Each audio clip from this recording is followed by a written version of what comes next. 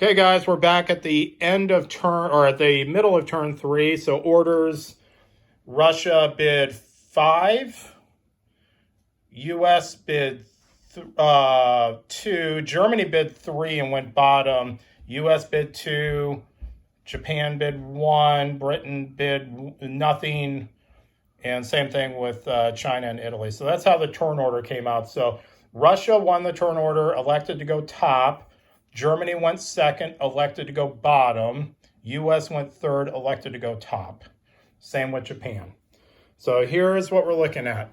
So the U.S. pulled out one of their carriers out of the P-20 conflagration because they knew they were going to lose it. So at least save one carrier. They're invading the Gilberts. Okay, so Japan's doing a heavy push down there. Notice the battleships coming over. And then the Americans obviously have that big stack.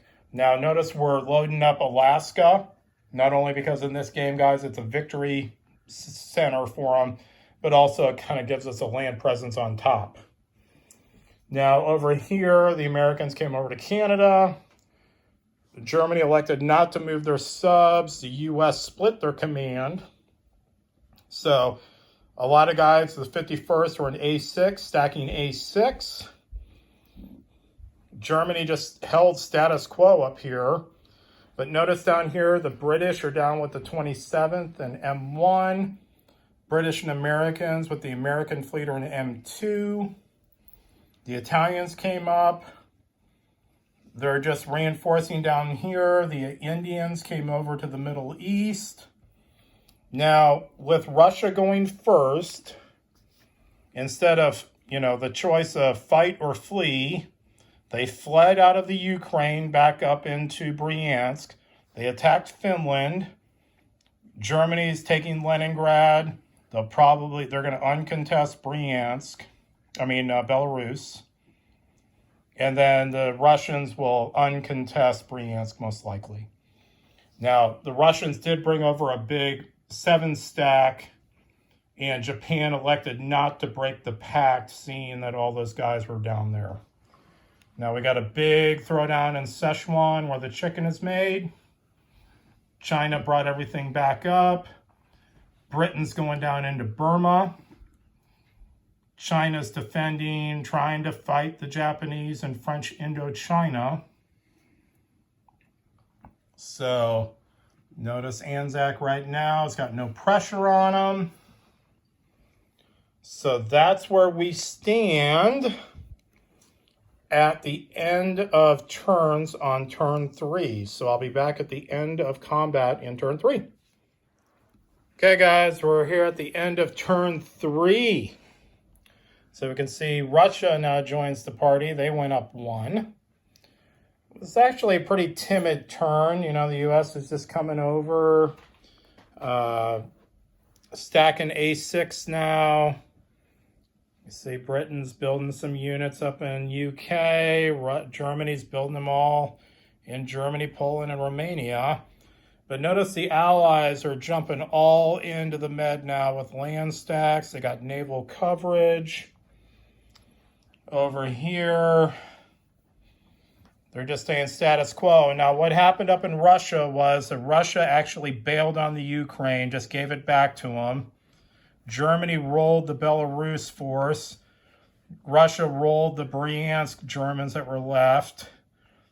The Russians came in, took Finland, pulled back, and then they came down into Leningrad, took Leningrad from us.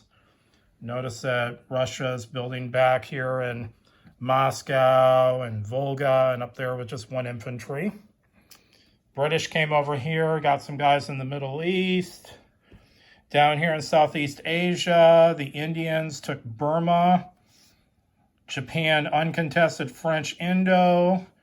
Sichuan is now contested. They brought everything back up there for the big battle. Notice the Russians are back here, stopping the Japanese from breaking the pact. Anzac's building some units. Japan doing a heavy air investment this turn. Holy cow, 4 planes, a couple subs. They took out the Americans down there off of New Zealand. They sank a carrier and a sub. And notice the another aircraft carrier pull back to P-20. So America is trying to reconsolidate their naval power and trying to save as much naval power as they can, getting ready for round 2 of this engagement. But overall, no one took a stress point, Bryce, from casualties. Not from casualties. Yeah, it was a really not very bloody round. A lot of people took stress, though, from losing and gaining territories, but the actual combat was very timid. So we'll see what happens going into turn 4. Okay, guys, we're back at the end of turn 4 orders. So U.S., Great Britain, and Russia all bid 4. Everybody else bid 0. That's how the turn order came out. So what did the Allies do to make this huge bid? So they tied down the subs in A13. Notice the other subs are convoying out in A8. Britain's got more guys out in A6 stacking. U.S. Air Force is coming into G3. Now notice down here in the Med, so U.S. is coming into French Morocco and Algeria. Britain's coming into Tunisia. Britain's going into Sardinia. America's going into Sicily. We got a little naval scrap out here like the Italians can tangle with American battleships, whatever. Then we got the British doing the counterattack into Egypt. Then the Russian front blew up. Russia is strap bombing, sending in guys in the Ukraine. They broke pinning. Well, they actually didn't break pinning. The 57th just moved in there to tie down guys. Got our big battle up here now in Leningrad. The guys from Finland moved back to Karelia. The guys from Norway moved into Finland. So a lot of jockeying for position. And then over here, the British Navy came off into I-9 with Italian fighters. They're going into Singapore. The big throwdown in Sichuan. And the Chinese said to heck with it and went back up there into C4. Maybe they can get lucky. It's going to be 8 dice against basically 2 guys on defense. So 4 guys. And we still have our northern New Guinea scrap. Japan pulled the entire Navy back to P14 with a bunch of land stacks. U.S. is sitting out in P10 consolidating. And they're consolidated up in Alaska and down in New Zealand with all their air units. So a lot of action happening on this turn. And so we'll see what happens at the end of turn 4 combat. Okay, guys, we're here at the end of, what was that, turn 4? Yep. End of turn 4. So we can see up on the stress chart, everybody is up 1 level. Russia went up another. So let's go over this. This is quite an active turn. So notice the U.S. has loaded up Alaska. That's an 8 stack up there. America finally has reconstituted their Navy out in P10. We got some subs coming in. U.S. is building a bomber fighter and an 8 stack of artillery and infantry. Down here in A13, it was a push. Nothing happened. They bounced on that convoy, hit an OSR. Notice out here now we got an 8 stack of Britain and a 4 stack of Americans. But Britain's building more land units. America came into G13 or G3 and did the drive-by bombing. Killed off a lot of the Italians, but took some casualties in return. And then the big event happened in the Med. French Morocco killed our armor, rolled the 1 in 36 roll. But America did take Algeria. Britain took Tunisia.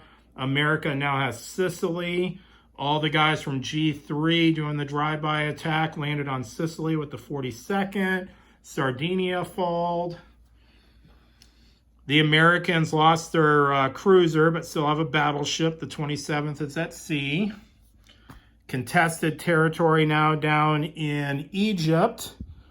But the 49th has one of each, but Britain's reduced to artillery and infantry. Up here, Russia took back Leningrad. Germany took Leningrad or held it. Russia took Karelia back, and Germany retook Finland. We got our big stacks forming up here now. But, you know, Germany actually, I think, I'm not going to bore you. It looks like we're at pretty close parity on total land units. Our air forces are pretty much well depleted. But it's coming to a head in Russia here. Notice the British are flying back to India. They got a 6 stack there and a plane. But notice here, they got an 8 stack of fighters in French Indo. They took Szechuan. They're now making the Chick-fil-A nuggets. Down here, it was just the British lost the plane off of India, but it was a push on the naval combat. Notice the Japanese are in the Philippine Sea now. They're building a battleship and a carrier up there.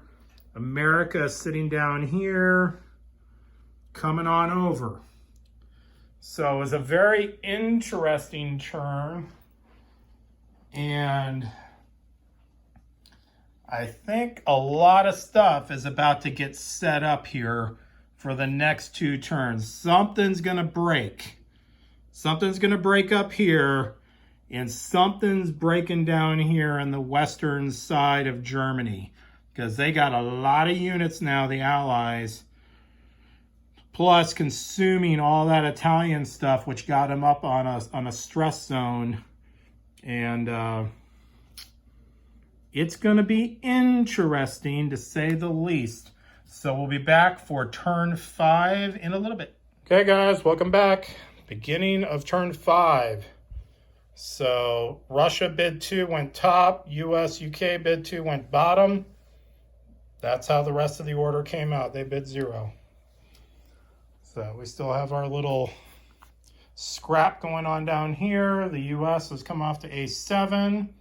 The British are jumping up into G10 in Norway, bringing off more land units into A6. Americans and British are attacking G3 with all air power. Notice America, the 82nd's coming over to avenge their loss in French Morocco, reinforce Sicily. Italians are bringing guys back. British are going into Libya. We got our scrap in Egypt. The British Navy is out in M3 to do some convoy raiding. The Russians pulled back their main strength to Moscow. They got 3 commands that are all infantry taking on the entire German army. And then the Germans are coming up here. Then over here, they're trying to finish off the last Chinese guy. That poor Chinese guy. On your orders? No, I wrote it wrong. They're coming down here with all their air power. They're highly annoyed at those poor British navies. Change it. They're coming up here. We just got our little scrap. But notice the Americans are coming into P12 with all their navy and some land. Backing it up with some land. And that's what we got going on. So that's it after turn 5 orders. Back after the turns. Welcome back, War Room fans. We're back at the end of turn 5. So here's what we got going on. After the turn, with the morale, notice America and Britain, between metals and a couple civilian goods, drop back down. Japan's up. All 3 of those are up. China has been eliminated. So they're just going up at the end of every turn unless somehow, some way, someone can rescue them, but that ain't gonna happen. So here's what we got going on. The U.S. is building up now. They got a 10 stack there of troops. Got some more air power being built. still doing our little sub-warfare down here. Notice Britain's building up more air units and more land units.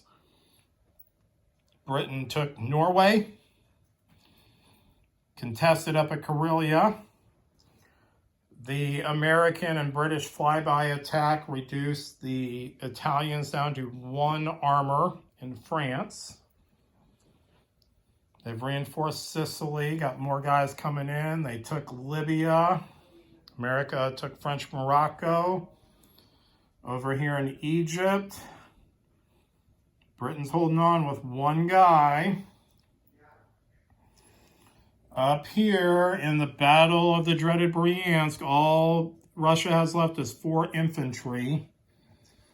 Now, I was kind of playing around with Coach, but basically all these units here, they got a triple 8-stack, I got a double 8-stack, and they got an extra guy. So it's 25 against 16, basically, up there. Notice over here in India, we got an 8-stack. As I said, Japan took out China. The Russians are still sitting over here just in case. But we did have the big aggressive move. The Americans and British are coming off. Japanese are in P-13, so we'll see what happens there. Got that huge Air Force and another big land stack in French Indo. And an 8-stack in Eastern Australia. So that's where we stand at the end of turn 5. So we decided to call it for the day, and we're going to pick this back up. So I am going to upload the video so you guys can kind of see where we're at. Go ahead and post in the comments anything you want. So where do you think we stand, Bryce? I think it's still up in the air. Yeah. Maybe leaning a little ally, but no, I don't think there's no way you could call this game right now. No. Now, if we wanted to use Thomas's limited victory conditions, the allies would be at 3 points, and the Axis would be at 3 points. So it would be a tie. And if you used on that, on Board Game Geek, we have a discussion going on limited victory conditions. I posted what I think is an improvement on it. It would be a slight allied lead, but not much. So, okay. So we're going to pick up the video next time we get together and continue the Game 13 showdown. Talk to you guys later.